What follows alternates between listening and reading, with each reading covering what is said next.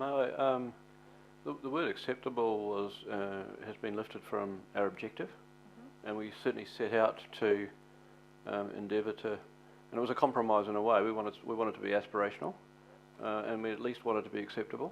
I think the reality is it's very difficult to get a solution that's acceptable and to whom and to everyone. So I wouldn't want to defend the word acceptable in this context, because I think it's kind of it's important. It was part of our objective, but I think there is a risk of coming up with something that's acceptable from everybody's perspective. So I take your point. So, Madam Chair, if it helps the member, it's the deletion of the word acceptable, but... I'm happy to draft up some different words and... Well, Madam Chair, if we have lunch or something, I mean, well, I mean, I've never met a thing where the proposer of the motion and a member, a councillor, are kind of having a discussion as to what the wording's going to be. We've got enough problems here trying to understand the word. It happens all the time, and no, this is an important matter, Madam Chair. Yep, and it happens all the time, and if people wish to discuss either an amendment or a sensible deletion or addition of a word in the interests of the smooth running of a meeting, it's totally acceptable. It's done all the time around this table. I'll just see if there are any more speakers, and we'll have, speaking to the motion, Councillor Lee. Councillor Lee? Thank you, Madam Chair. I guess this could be one of those cases that the prophet Isaiah was thinking of when he said, "Take counsel together and it shall come to naught." But at least this consensus working group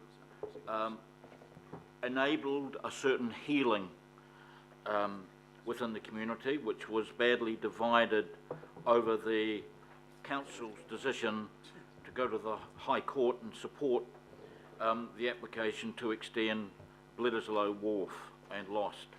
And I guess if we're talking about $1 million cost of this process, we should all, not sure where we're including the $500,000 it costs to defend the port and the council and the High Court and to lose.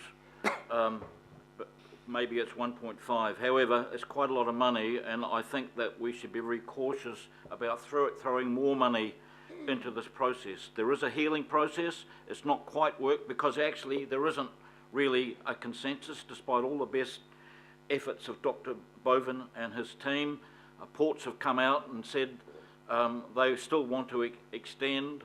Other people have said that is not, members of the consensus working group have said that's not the consensus we agreed to. So I think that in terms of mandate, I think we have to go back to the public. I think the option of referring this to a new mayor and a new council and give them the opportunity to have a good look at it is a sensible one. I am aware about the concern that ports may charge off and seek a consent. In the end, that is a matter of governance in every sense and leadership in every sense of this council, which in the end is the ultimate owner, whether that happens or not. Governance indeed, and Councillor Darby is very strong on getting us to carry on governing. At the same time, he's worried about political interference and extols the value of independence. Well, you know, different interests are certainly not independent, whatever they are.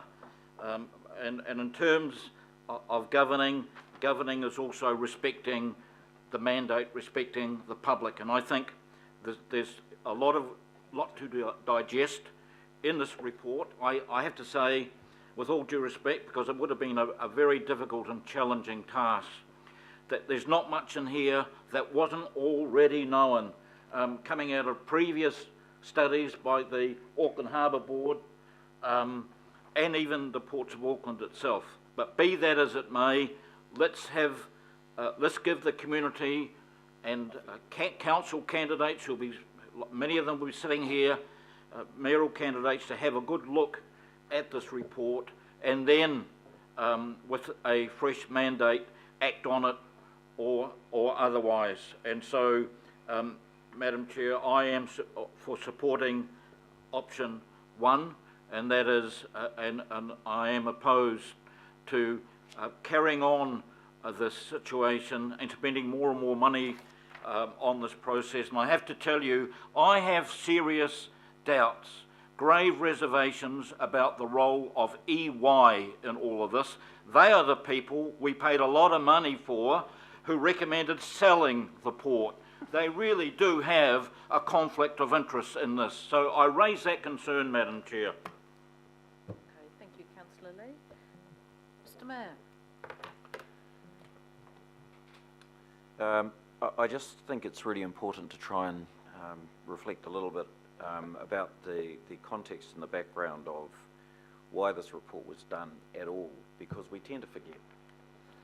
And through leading this city through 2 terms, the one, if you can call it a regret that I have in terms of our political decision making during that point in time, it was the fact that it would have been good to have started this process of really bringing together the group that we did in the first term rather than second. But having said that, Rick, to you and the team, we gave you a poison chalice because in our city we have 1.6 million experts on the waterfront in Port of Auckland. Everyone has got an interest in this, literally. We own it. So not only is it there, but we own it, and we wear, as a community, not just this chamber, a number of different hats, which sometimes are not really reconcilable. But anyhow, we've given you that poison chalice and said, okay, we need you as the chair and the 75 representatives in the wider group to stop arguing. What we have been expert at in Auckland over 175 years of colonial, let alone pre-colonial existence, we have been expert at not agreeing on things. And what you've done is actually present us with the opportunity, and Councillor Mike is right in this, of taking the heat out of it and of having a relatively mature debate about where we are, and to give us a good framework about how we might go forward. It's not a framework built on what the port want, or what the mayor or the council want, and so that's the reason why I support this recommendation. This is not a discussion that ends today or ends in the election campaign or ends after that, because the Aucklanders won't allow it.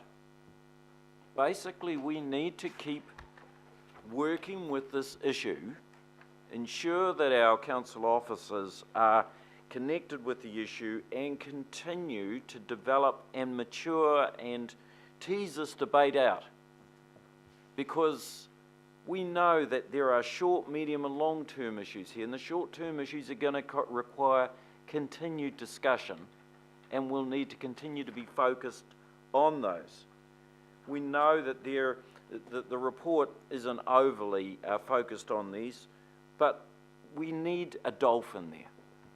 We need a third rail line out of the port to actually develop the inland port. We need a car parking building. If we can't extend out the port, we need to build up and in. And so those are the issues, the short-term issues, that are going to require us to continue to take advice and report, whether it's from EY or whoever. So, councillors, what we've been asked for to consider here today is not an abrogation of any mandates or anything like that. Crikey, we worked till the last day. This is basically an opportunity for us to keep engaged in this issue and keep our community well informed and engaged in the issues so that we can go forward. There are parts of this, and I'm looking at David and the Independent Māori Independent Māori Statutory Board, who feel that the report isn't as pertinent or appropriate as it might have been or could have been. This is not the end. This, I suspect, is going to be a long discussion, and particularly if it ends up with a genuine and serious intent to move the port. And the time frames there are from 3 to 30 years.